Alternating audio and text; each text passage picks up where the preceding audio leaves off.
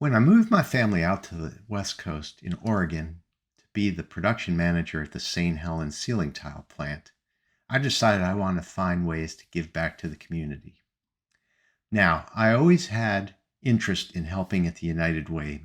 My wife, my son, and myself had volunteered from time to time on Day of Caring and some other activities in the places we lived. But I wanted to do more, and our plant had a long history partnering with the United Way.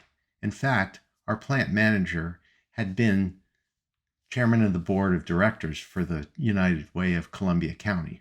So she recommended that I volunteer and see where I could provide the most assistance. So I did that. I got introduced by the plant manager and I volunteered with the United Way, and eventually they asked me to join their board. It turns out there were three ladies who did most of the work. They worked full time for the United Way.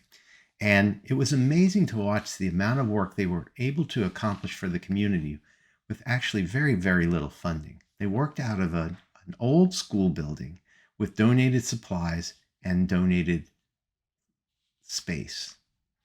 So I went with them on some of their outreach activities to try to understand how I could help.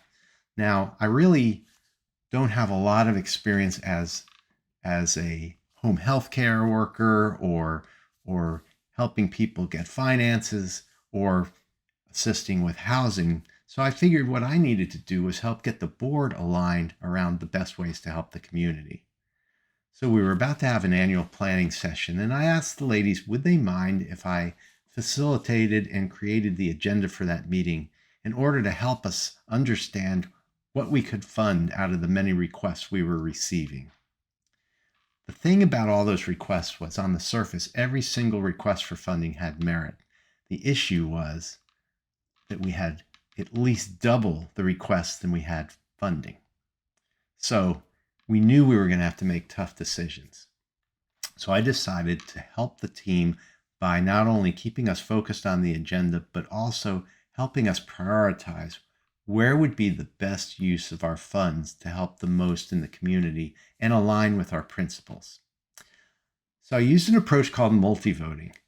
What I let the team do is identify all the things that they thought should be priorities for the community.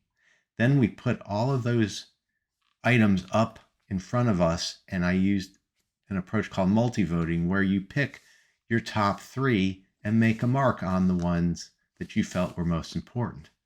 But what was interesting was, even though we must have had dozens of different things, three stood out the most, and they were early childhood education, food security, and housing security. Now we were aligned. Now we knew what would do best for the community. So what that did for us was, now we could look at every funding request that we received and see if they were aligned with any of those three priorities. If they were, we would look at funding at least portion of it, if not all of it. If it wasn't aligned, it would have to be deferred to other organizations.